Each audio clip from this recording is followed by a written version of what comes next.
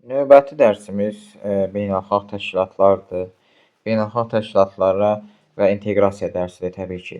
Beynəlxalq təşkilatlar nədir? Beynəlxalq təşkilatlar ümumiyyətlə müxtəlif dövlətlərin birliyidir. Müxtəlif dövlətlərin müəyyən məqsədlərlə birləşdiyi bir qurumlardır, bir təşkilatlardır.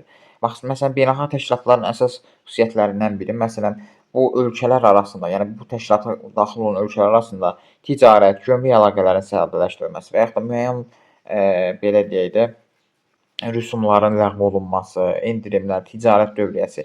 Yəni bunlar da bu belə deyək beynəlxalq təşkilatların öz aralarında yaranan belə deyək əlverişli bir şərait, mühit yaradır ki, bu da beynəlxalq təşkilatların əsas xüsusiyyətlərindən biridir. İndi gəlin biz bu beynəlxalq təşkilatları bir-bir tanıyaq. Avropa Birliyi 1951-ci ildə yaradılıb. Avropanın orqanları var. Məsələn, onun tərkibində olan qolları var, belə deyək. Avropa Şurası, Avropa Parlamenti, Avropa İttifaqı Şurası, Avropa Komissiyası, Avropa Məhkəməsi və s. Mərkəzi Belçikanın paytaxtı Brüssel şəhərində yerləşir Avropa Birliyinin. Gəlin hələ Avropa Birliyinə daxil olan ölkələrə nəzər yetirək.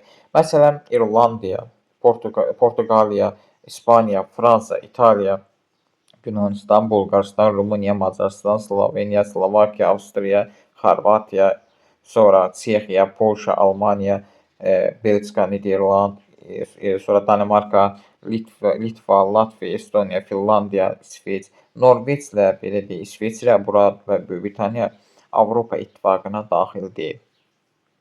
Sonra növbəti ümumiyyətlə təşkilat Birləşmiş Millətlər Təşkilatıdır, BMT. Ən kütləvi təşkilatdır. Yəni bütün müstəqil dövlətlərin birləşdiyi bir təşkilatdır. 2011-ci ildə dünyada 196 dövlətin 193-ü BMT-nin üzvü olmuşdur. 196 dövlətdən 193-ü. Vatikan, Şimali Mariana Adaları, Tayvan isə buna üzv deyil. 1945-ci ildə deməli yaradılıb. Onun tərkibində 16 təşkilat var.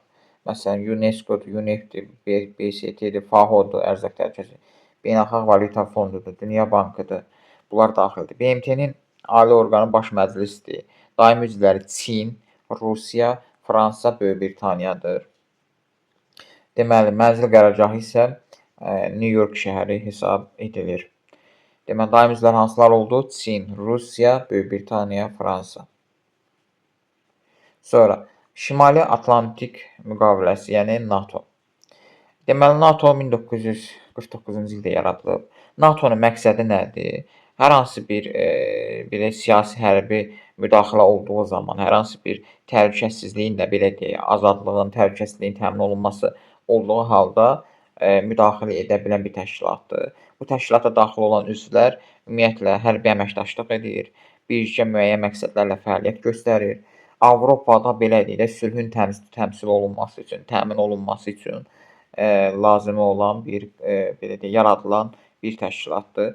Mənzil qərargahı yenə Belçikanın Brüssel şəhərində yerləşir. Burada fikir verirsiniz, Böyük Britaniyada, burada məsələn Norveç də Avropa İttifaqına daxil deyil, ancaq NATO-ya daxildir. ASEAN, Cənub-Şərqi Asiya Ölkələr Birliyidir. 1967-ci ildə yaradılıb. Təşkilatın tərkibində 10 ölkə daxildir. İndoneziya, Malayziya, sonra Tayland, Myanmar, Laos, Kamboca, Vyetnam, Filippin, bir də Sinqapur. Yəni bunlar Cənub-Şərqi Asiya ölkəsinin, Cənub-Şərqi ASEAN təşkilatının ölkələridir. Deməli, hansılar oldu? İndoneziya, Malayziya, Filippin, Sinqapur, Vyetnam, Kamboca, Laos, Tayland, Myanmar. Bunlar daxil oldu. Mənzil qərargahı isə İndoneziyanın paytaxtı Cakarta şəhərində yerləşir. Sonra OPEC neft ixrac edən bir sahəvi təşkilat. Ümumiyyətlə təşkilatlar bir sahəvi olur, bir regional olur. Hər hansı bir sahə üzrə birləşən təşkilatlar sahəvidir. Məsələn, OPEC-dir, neft ixracı üzrə birləşib. Regional isə məsələn Cənub-Şərqi Asiya regionuna aid olan ölkələr təşkilat yaradırsa, bu regionaldır. Avropa İttifaqı regionaldır. Belə. Sonra deməli dünyanın neft hasilatının qiyməti dünya bazarına satışını nizamlamaq üçün xidmət edən bir təşkilatdır. 1960-cı ildə Bağdad şəhərində yaradılıb, tərkibinə aiddir Venezuela, Ekvador, Liviya, Əlcəzair, Qabon, Anqola, Nigeriya, İran, İraq, Qatar, Səudiyyə Ərəbistan, Küveyt, Birləşmiş Ərəb Əmirlikləri, İndoneziya bu formal olaraq üzvdür. Mənzil qərargahı Avstriyanın paytaxtı Viyana şəhərində yerləşir. Fikir verin, burada Ekvador, Venezuela, Əlcəzair, Liviya, Nigeriya, Gabon, Anqola, Səudiyyə Ərəbistan, Birləşmiş Ərəb Əmirlikləri, Qatar, Küveyt, İran, İraq, İndoneziyada formal olaraq üzvdür. Guam, Gürcüstan, Ukrayna, Azərbaycan, Moldova daxil olduğu birlikdir. Deməli, burada Latviya ilə Türkiyə də müşahidəçi statusuna malikdir.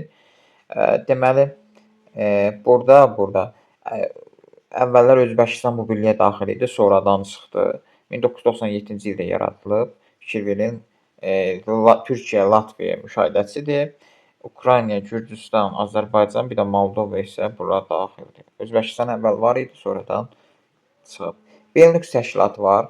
Belçika, Niderland, Lüksemburq daxil olan təşkilatdır. Fikir verin, Niderland, Belçika, Lüksemburq üç dövlətin yaratdığı bir təşkilatdır. Sonra MDB, Müstəqil Dövlətlər Birliyi, bu keçmiş SSR quruluşunun tərkibində olan dövlətlərin yaratdığı bir təşkilatdır. 1991-ci ildə yaradılıb. İlk vaxtlarda Azərbaycan, Gürcüstan, Özbəkistan, Qazaxıstan, Tacikistan, Qırğızistan, Ermənistan, Ukrayna, Moldova bu təşkilata üzv idi. 2008-də Gürcüstan çıxdı, 2014-də Ukrayna çıxdı bu təşkilatdan. Türkmənistan isə müşahidəçi statusundadır.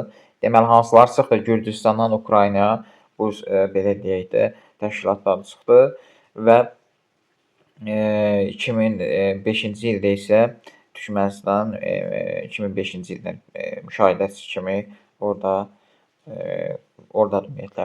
Məsələn, Belarusiya, Rusiya, Moldova, Ermənistan, Azərbaycan, Türkmənistan müşahidəçi, Qazaxıstan, Özbəkistan, Qırğızistan, Tacikistan, Gürcüstandan demək Ukraynada çıxdı sonra. Bax, bunlara aiddir MDB.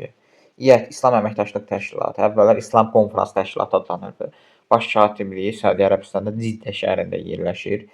Təşkilat 1969-cu ildə Mərakeşin paytaxtı Rabat şəhərində yaradılmışdır. Mərakeşin paytaxtı Rabat.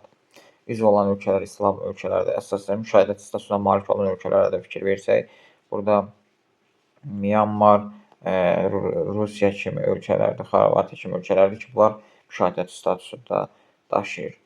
Üzv olan ölkələrdə dediyim kimi İslam ölkələridir. Bax, bu İslam, Türkiyə, İran, Türkmənistan, Özbəkistan, Qazaxıstan, nə bilim, Qırğızistan, Pakistan, Əfqanistan, Ərəb ölkələri, Şimali Afrika ölkələri bura daxildir.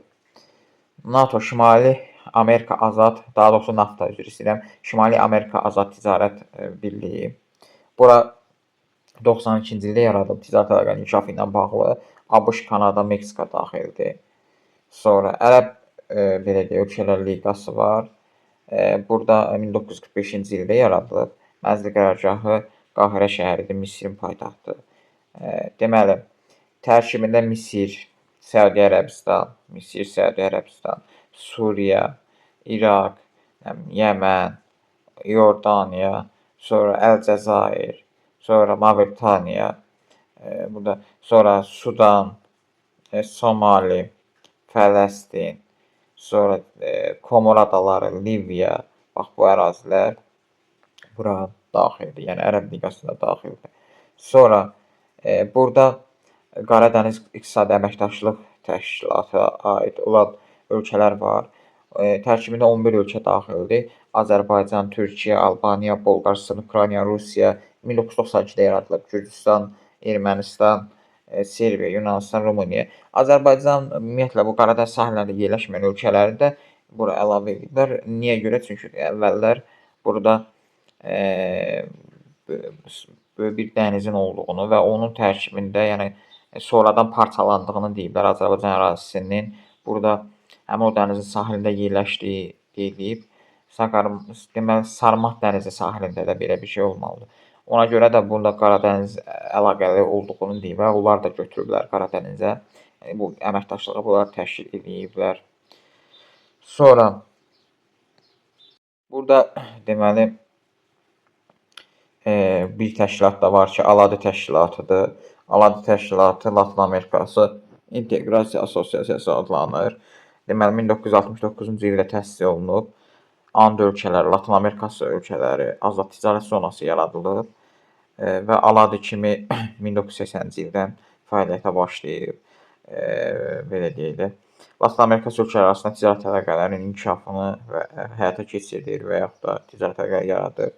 Burada məsələn bura ölkələrə daxildir: Meksikadır, Venezueladır, Kolumbiyadır, nə bilim Ekvadordur, Braziliya, Argentina, Çili, nə bilim Uruqvay kimi ölkələrdir. Ümumiyyətlə Cənubi Amerika ölkələri, bir də Latın Amerikasından Meksika.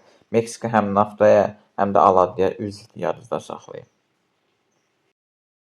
Burada növbəti burada bir cədvəllərə baxacağıq. Deməli Kanada NAFTA-ya üzvdür, ABŞ NAFTA-ya üzvdür, Braziliya ALAD-ya üzvdür, Venezuela ALAD-ya üzvdür, Əlcəzair, Qazaxıstan, Türkmənistan İƏT-ə üzvdür, İslam Əməkdaşlıq Təşkilatı, Polşa, Fransa, İtaliya, Avropa İttifaqı, Çili ALAD-ya üzvdür, Azərbaycan İslam Əməkdaşlıq Təşkilatı, Myanmar, Filippin ASEAN-a üzvdür.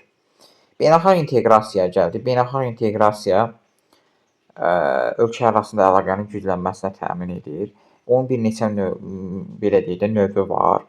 Birinci güzəştli ticarət zonası var. Müəyyən məhsullara güzəşt tətbiq olunur. Bu birinci növ zonada olanda, birinci güzəştli ticarət zonasına qoşulanda. İkinci azad ticarət zonasıdır. Burada gömrük rüsumları, ticarət məhdudiyyətləri olmur. Üçüncü gömrük ittifaqı var. Üzv ölkələrin siyasi, iqtisadi, mədəni əlaqələri daha sıx qurulur. Ümumi bazar var. Üzv olan ölkələrdə fiziki sərhədlər, texniki standartlar və yaxud da maliyyə vergi faktorları maksimum səviyyədə uyğunlaşdırılır. Ümumi bazar. Sonra iqtisadi ittifaq var. Üzv ölkələrdə ümumi istehsal tənzimlənir. Xarici ticarət siyasəti yeridilər.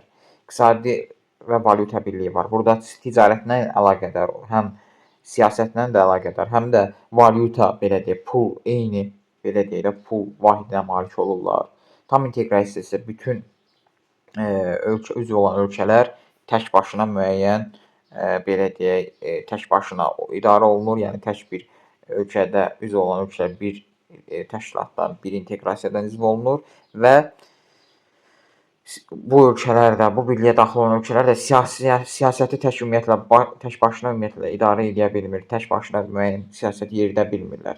Yəni asılı olurlar da tam inteqrasiyada bu üzv olan ölkəyə, tam inteqrasiyaya malik olan ölkələr birliyi ancaq tək başına siyasət yeridə bilmirlər. Tam inteqrasiya yeganə ölkədir ki, ABŞ neynəmişdi, nail olmuşdu. Transmilli korporasiyalar var. Bu dünyanın bir çox ölkələrində müəssisə və yaxud da filiallarla təmsil olunan iri şirkətlər birliyidir. Məsələn, başqa bir xarici şirkət gəlib Azərbaycanda şirkət açır.